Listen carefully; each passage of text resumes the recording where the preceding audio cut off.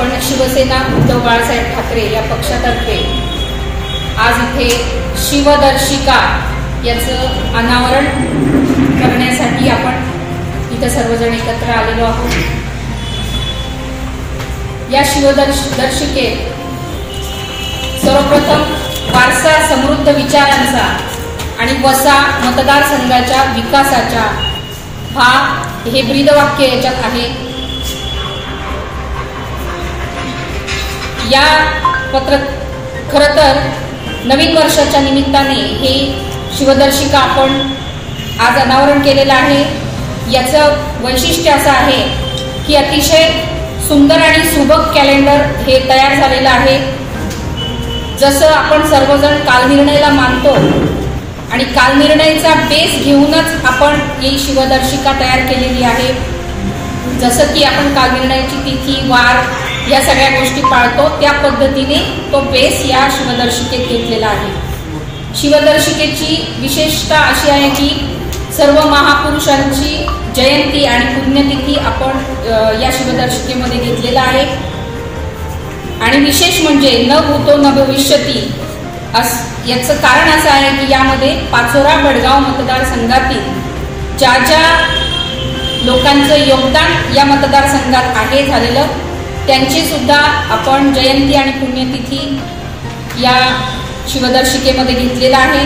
ज्यांनी जे समाजात एक आदर्श ज्यांनी निर्माण केलेला आहे, उदाहरणार्थ केम बापू पाटील असतील, ओंकारप्पा वाघ असतील, JS आप्पा असतील, अण्णासो सुट्टू भादू पाटील, दादासो RS थेपडे, गुलाबरावजी पवार भडगावचे, तात्यासो हरिरावजी पाटील असे अनेक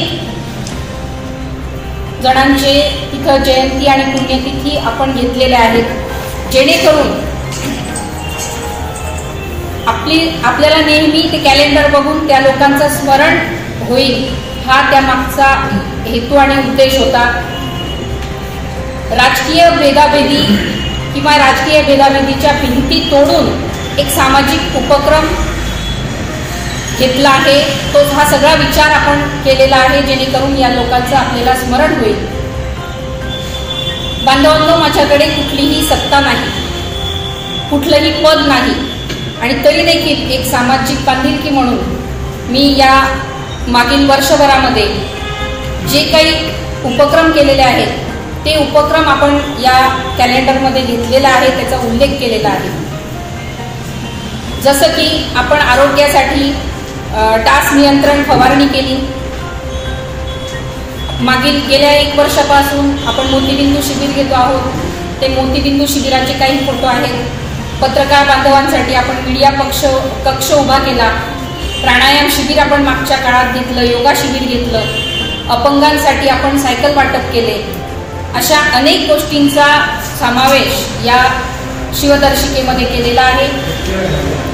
आणि जे शिवसैनिक आधीपासून शिवसेनेत एकनिष्ठ आहेत, निष्ठावंत आहेत, अशा शिवसैनिकांचा वाढदिवस त्या महिन्यामध्ये ज्यांचा वाढदिवस आहे तो तसं एका साईडला त्यांची नावं आणि वाढदिवसाची तारीख आपण त्या कॅलेंडरमध्ये मेन्शन केलेली आहे। कॅलेंडर करता माझीही सुरुवातच आहे। कॅलेंडर करताना मला म्हणजे पहिल्यांदाच केलं आहे, त्याच्यामुळे खूप धावपळ झाली, खूप त्याला वेळ द्यावा लागला, खूप गडबड झाली, गोंधळ झाला। या गडबडीत जर चुकून कोणाचं नाव सुटलं असेल, कार्यकर्त्याचं म्हणा किंवा कोणाचं कुठल्याही व्यक्तीचं नाव सुटलं असेल चुकून, तर त्याबद्दल मी क्षमस्व आहे। आपण जे काही जुने ज्येष्ठ शिवसैनिक आहेत, उदाहरणार्थ विजूदादा पिंपळगाव हरेश्वरचे, नांद्र्याचे नामदेव आप्पा, सापळ्याचे विजू आबा, असे ज्यांचं शिवसेना वाढवण्यासाठी खूप योगदान आहे, अशा शिवसैनिक बांधवांची सुद्धा आपण त्याच्यामध्ये जयंती आणि पुण्यतिथी घेतलेल्या आहेत। काही 1-2 लोकांचे सुटलेले आहेत, त्याला काहीतरी वेगळे कारणं होते म्हणून आपण घेतलेलं नाही। उदाहरणार्थ अशोक मिसाळ यांचा फोटो आणि नाव घेतलं नाही, त्याला एक काही कारण होतं म्हणून नाही घेतलं, टेक्निकल कारण असल्यामुळे। बाकी जेवढे शक्य होते तेवढ्या सगळ्यांचे नावं घेण्याचा प्रयत्न केलेला आहे। दुसरा विषय, येत्या 21 तारखेला निर्मल इंटरनॅशनल स्कूल येथे गॅदरिंग आहे. तर माझी आपल्या सगळ्यांना विनंती आहे की त्या गॅदरिंगला सुद्धा आपण जास्तीत जास्त संख्येने यावं आणि अतिशय उत्कृष्ट असा कार्यक्रम आहे. कार्यक्रमाचे प्रमुख पाहुणे आपले कलेक्टर साहेब आहेत. त्याच्यामुळे संध्याकाळी 5:30 वाजता आपण सर्वांनी जास्तीत जास्त संख्येने उपस्थित राहावं ही मी आपल्या सगळ्यांना विनंती करते. आणि दिनदर्शिका आपल्या सगळ्यांना आवडेल अशी मी आशा करते.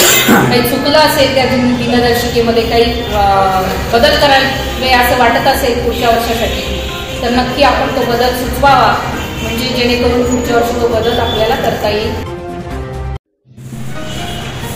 उद्धव बाळासाहेब ठाकरे शिवसेनेच्या पाचोरा वडगाव विधानसभा मतदारसंघाच्या आमच्या नेत्या उत्सुताई यांचा वाढदिवस आम्ही अतिउत्साहात साजरा करण्याचं ठरवलेलं आहे.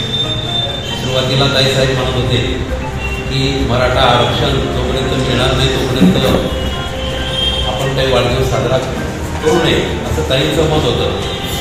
आणि पण सगळ्या कार्यकर्त्यांची एक मिटिंग झाली आणि त्याच्यात असं ठरलं की आपण सगळेजण ताईंचा वाढदिवस साजरा हा करायचा आहे. त्या पद्धतीनं कार्यक्रमाचं नियोजन सुद्धा झालं आहे. 22 तारखेला दुपारी 4 वाजता महाराणा प्रताप चौकामध्ये कार्यक्रम त्या ठिकाणी केक कापण्यात येणार आहे. 22 तारखेला दुपारी 4 वाजता महाराणा प्रताप चौकात, 4:30 वाजता राजीव गांधी कॉलनीमध्ये केक कापण्यात येणार आहे. 5 वाजता विवेकानंद नगर या ठिकाणी केक कापले जाणार आहे. दुपारी 5:30 वाजता वृंदावन पार्क या ठिकाणी कार्यक्रम आहे. 6 वाजता गोकुळधाम साई पार्क या ठिकाणी कार्यक्रम आहे. 6:30 वाजता जनता वसाहत या ठिकाणी कार्यक्रम आहे. 7 वाजता गांधी चौक या ठिकाणी कार्यक्रम आहे. 7:15 वाजता कोरोडा गल्ली या ठिकाणी कार्यक्रम आहे. 7:30 वाजता कृष्णापुरी या ठिकाणी कार्यक्रम आहे. रात्री 8 वाजता सिंधी कॉलनी या ठिकाणी कार्यक्रम आहे. रात्री 8:30 वाजता कुंदनताई यांच्या घराजवळ कार्यक्रम आहे. 9 वाजता देशमुखवाडी या ठिकाणी कार्यक्रम आहे. आणि 9:30 वाजता पंचमुखी हनुमान चौक बाहेरपुरा या ठिकाणी केक कापण्याचा कार्यक्रम ही 22 तारखेला घेण्यात आले आहे. 23 तारखेला सकाळी, त्या दिवशी वाढदिवसाच्या दिवशी सकाळी 7 वाजता अंथोर्ली इथे विठ्ठल मंदिरामध्ये ताईंच्या हस्ते पूजा करण्यात येणार आहे. ते म्हणून ज्यावेळेस ते वापस होती 8 वाजता, तर तात्यासाहेबांच्या पुतळ्याचं दर्शन घेऊन ते शाळेत असतील, निर्मल स्कूलमध्ये असतील, त्या ठिकाणी दर्शन घेतील.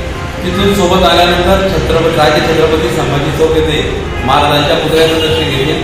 तिथून या ठिकाणी आल्यावर कार्यालयातून श्रीराम मंदिराकडे जाते. श्रीराम मंदिरात त्या ठिकाणी आरती होईल. तिथून सोबत आल्यानंतर सर्वच्या सर्व छत्रपती शिवाजी महाराज यांच्या पुतळ्याला हार अर्पण करतील.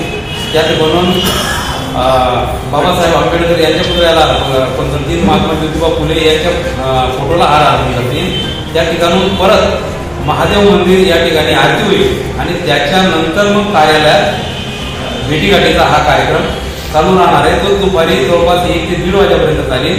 आणि त्याच्यानंतर मग बडगाव शहरामध्ये ताई रवाना होते. मग त्या संध्याकाळपर्यंत बडगाव शहरामध्ये थांबते. असा वाढदिवसाचा असा कार्यक्रम ठरलेला आहे.